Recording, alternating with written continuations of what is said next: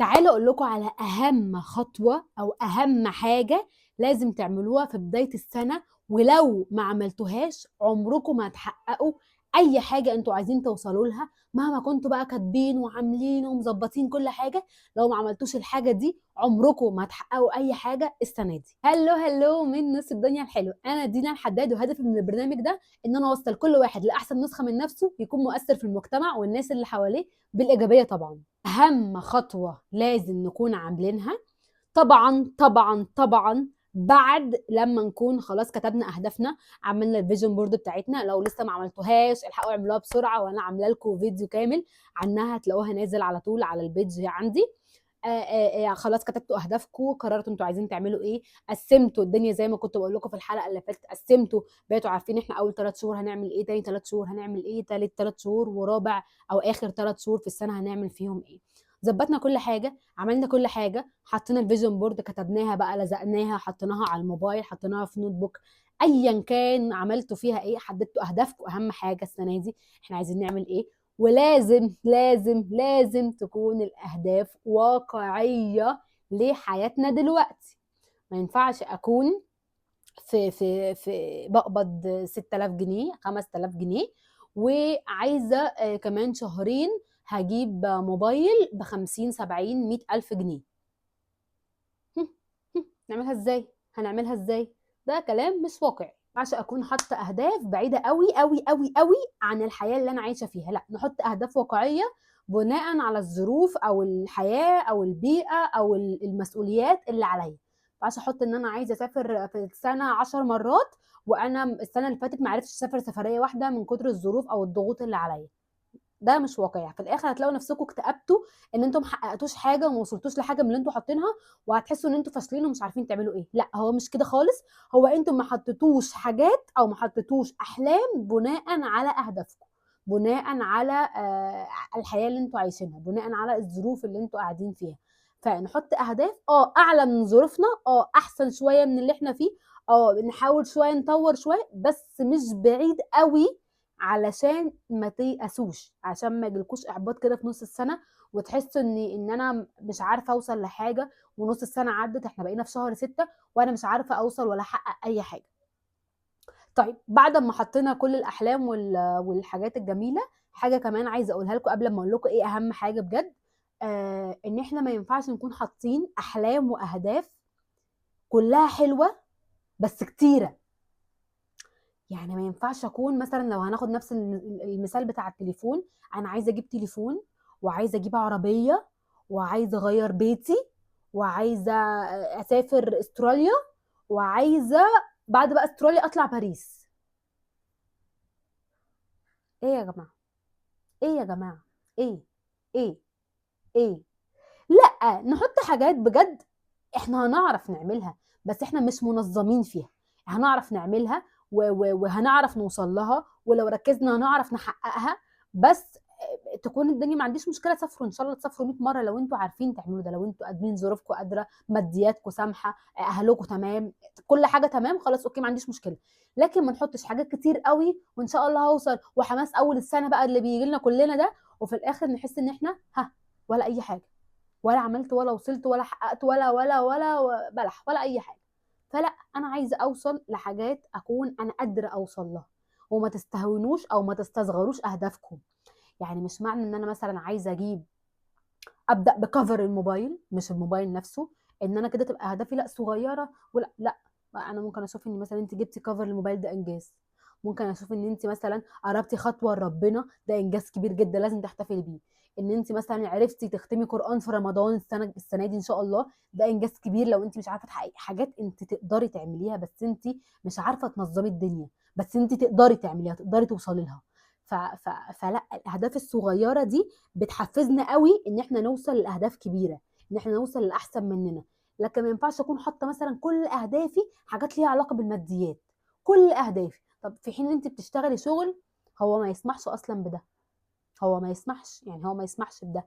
وانا ضد، او انا ما بحبش طول عمري الحاجات اللي ليها ديل. يعني مش بحب القسط، مش بحب الجمعيات، مش الحاجات دي طبعا طبعا بتنفع، طبعا في الزمن اللي احنا فيه طبعا بتنفع، بس مش طول الوقت. ما ينفعش اكون داخله قسط تليفون، وقسط مش عارفه ايه، وقسط حاجه تانية عايزه اجيبها، وعايزه اجيب بقى لابتوب، والاقي نفسي بدفع كل مرتبي قسط، ولو الشغل مشاني في اي وقت انا هعمل ايه؟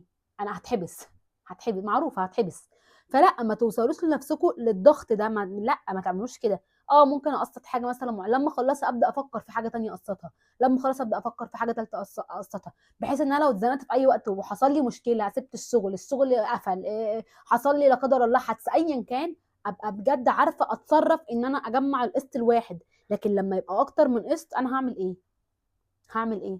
وفي ناس كتير قوي يا جماعه بيحصل لها المشكله دي، وبجد المشكله بتكبر منها وبيستلفوا بقى، يضطروا يستلفوا من الناس والناس تستلف من الناس، فجاه تلاقي عليهم 100,000 جنيه ولا 200,000 جنيه عشان هم مش عارفين يتاقلموا ومش عارفين يعيشوا ومش عارفين، محتاجين كل حاجه يجيبوها، فبيروحوا يجيبوا ايه، والعروض بتبقى مغريه جدا، فيروحوا يجيبوها قسط، وفجاه يلاقوا نفسهم عليهم 10,000 جنيه قسط في الشهر، وهم مش عارفين يعملوا ده، وكل مرتبهم مثلا ممكن يكون هم ال 10,000 جنيه دول. فطب بقيه الشهر هتعيشوا منين؟ فخلوا دايما الحاجات واقعيه ومناسبه للي انتوا عايزينه. ما ينفعش تكون الحاجه بعيد قوي عن اللي انا عايزاه، وما ينفعش برضه تكون الحاجه هي بالظبط على اللي انا عايزاه. طب انا هحلم ازاي؟ يعني خلاص انا عارفه مثلا ان انا هيجي لي مثلا فلوس بعد 5 شهور، فانا عارفه ان الفلوس دي انا هجيب بيها التليفون، ماشي اوكي، بس خلاص حتى تليفون في السنه دي مش هعمل اي حاجه تاني. لا، طب ما انت عارفه ان انت هيجي لك فلوس، لا نحط بقى حاجه تانية عشان يكون في هدف تاني، في هدف اكبر شويه، في هدف احسن شويه، اطور نفسي في حاجه، اعمل حاجه مختلفه، اخد كورس في حاجه معينه، اشتغل شغل احسن من اللي انا فيه، اروح شركه اكبر من اللي انا فيها، اطور علاقتي بربنا. في حاجه كمان في الاهداف بتاعت السنه بشوف ان هي حاجه مش واقعيه خالص، ان انا احس ان انا حاطه بلان او حاطه تارجت ان انا الاقي حد بيحبني، او ادور على حب حياتي، او مش عارفه ايه الحاجات اللي ليها علاقه بالعلاقات دي. بحس يا جماعه ان موضوع العلاقات ده رزق جدا ما بيسعلوش، يعني دي الحاجه الوحيده اللي ما ينفعش نسعى لها. انا ما ينفعش اسعى ان انا الاقي عريس، ما ينفعش اسعى ان انا الاقي حب عمري، ما ينفعش اسعى ان انا الاقي حد يحبني زي ما انا. يعني بحس ان الحاجات دي مش بيتسعلها، يعني الحاجات دي هي قدريه جدا جدا، بحت قدر بحت، اللي هو لقيت حد في طريقي وانا ماشيه، بس في طريقي وانا ماشيه ده بقى اللي هتلاقيه على حسب طريقك. يعني وانا ماشيه مثلا بطور نفسي في حاجه ولقيت حد كويس مثلا في طريقي، الحد ده بيطور نفسه هو كمان، فدي حاجه كويسه. لكن ما اكونش انا تايهه وفي شغل وحش وفي الدنيا وحشه، ولا حد جاي اصلا الدنيا خربانه معاه، وفي الاخر بقى اقول انا لقيت بقى هو يبقى حب، ابقى المهم ابقى حققت التارجت بتاعي. لا، هو ده مش تارجت، دي حاجه قدريه. الحاجه القدريه دي دايما دايما في العلاقات بالذات بالذات بالذات يا جماعه، ارجوكوا ما تفكروش بقلبكم بس. اي علاقه داخلين على بابها كده، اقفوا على بابها لحظه وفكروا بعقلكم بعقلكم بعقلكم، هل العلاقه دي تنفع؟ ها، مناسبه ليا؟ العلاقه دي اجتماعيا مناسبه؟ تفكيريا بنفكر زي بعض؟ احلامنا زي بعض؟ هل هو طموح ولا مش طموح؟ هل هو عايز يكون فين بعد 5 سنين؟ اعتبروا نفسكم HR بتسالوا اسئله لنفسكم، والله لقيتوا اجابات، الاجابات كلها حقيقيه، مش اجابات انا بجملها لنفسي عشان اوافق، لا اجابات حقيقيه. مناسب، تمام، اجتماعيا تمام، ماديا كان تمام، شبهنا، مش عارفه ايه، كل حاجه تمام، والله ادخلي بقلبك وبعقلك وبكل حاجه. لكن ان عقلك يبقى رافض وكل الاجابات لا، نص نص، 50%، 30%، واجي انا اقول بقى خلاص مش مشكله، ما عشان ابقى حققت مش عارفه ايه، ده هتاخدي قلم على وشك في الاخر، قلمين، هتاخدي قلم من الدنيا وقلم مني، انا هديكي بالقلم وانا بكلمك كده. فلا، ما توصليش للنقطه دي. فكري في اي علاقه بتخشيها بعقلك الاول قبل ما تفكري بقلبك، ارجوكي ارجوكي. ما تستهونيش بطاقتك ووجع قلبك وخذلانك ومضايقتك وحاجات كتير مش هتبقى شبهك، واحنا في غنى عنها، احنا بنحاول نلم ما تبقى من حياتنا ومن احلامنا ومن طموحنا ومن كل حاجه، فما تبوظيش الدنيا اللي احنا بنحاول نصلحها بقالنا 100 سنه. طيب، نرجع لموضوع الحلقه. وبجد يا جماعه، اهم حاجه لازم تكونوا مقررينها وانتوا داخلين 2026 السنه دي، ان انتوا تكونوا بجد بجد بجد واثقين ان انتوا هتعملوا الحاجه دي. هو مش احتمال، مش ان شاء، هو ان شاء الله، بس مش ان شاء الله انا هعمل، ان شاء الله كل حاجه بمشيئه ربنا، بس انا من جوايا مكرره 100%، مش 50-50، مش 40-60، مش لا، هو 100% انا هوصل للحاجات اللي انا حطيتها. انا ما عنديش اوبشن افشل، ما عنديش اوبشن ما يبقاش معايا فلوس، ما عنديش اوبشن ما اسيبش الشغل ده وابقى في شغل تاني، ما عنديش اوبشن اخلي ناس سامه وناس مؤذيه في حياتي، خلاص انا ما عنديش الاوبشن ده. طول ما انتوا مش حاطين اوبشن ان ممكن يحصل وممكن يجرى، هيحصل وهيجرى وهتتعطلوا وهتفشلوا وهتيأسوا ومش هتحققوا حاجة، وعشان احنا حاطين يمكن ويمكن لا، 50 و50، 20 و30، مش هنوصل لحاجة. والله العظيم ما هتوصلوا لحاجة.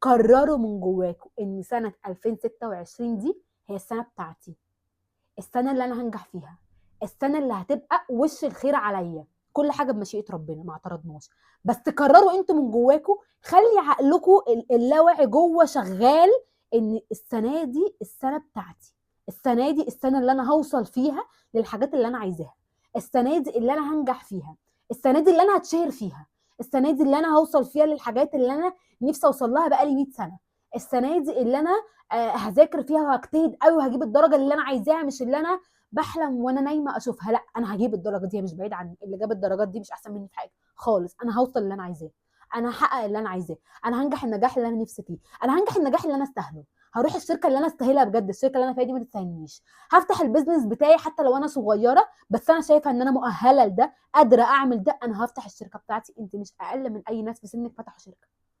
ايه اللي حصل؟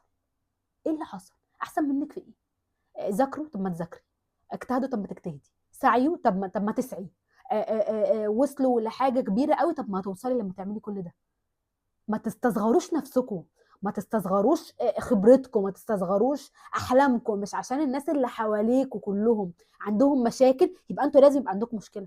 ليه ما تبقيش انت الطفره اللي في العيله؟ ليه ما تبقاش انت الحاجه الجامده جدا اللي ما حصلتش واللي هيشاوروا عليه بعد كده يقولوا يا ده انا نفسي ابني يبقى زيه؟ شفت مش عارفه مين في العيله، يا ريت تطلع نصها. شفتي مش عارفه مين نجحت ازاي، يا ريت مش عارفه ايه. شفتي فتحت ايه وبقى عندها وبقى عندها وبقى عندها، يا ريت بنتنا تبقى زيها. ليه ما تحلموش بده؟ ليه ما تصدقوش ده؟ ليه شايفين ان كل حاجه صغيره وان كل حاجه احنا بعيده قوي؟ لا مش بعيده، لا مش بعيده، انتوا اللي تفكيركم بعيد، انتوا اللي تفكيركم بعيد عن الحاجه. اعرفوا ان طول ما ربنا حط لكم الحاجه في دماغكم انتوا قريبين منها. الحاجه مش هتيجي في دماغكم يا جماعه من لا شيء، من فراغ كده، فراغ انا صحيت لقيت نفسي في كذا.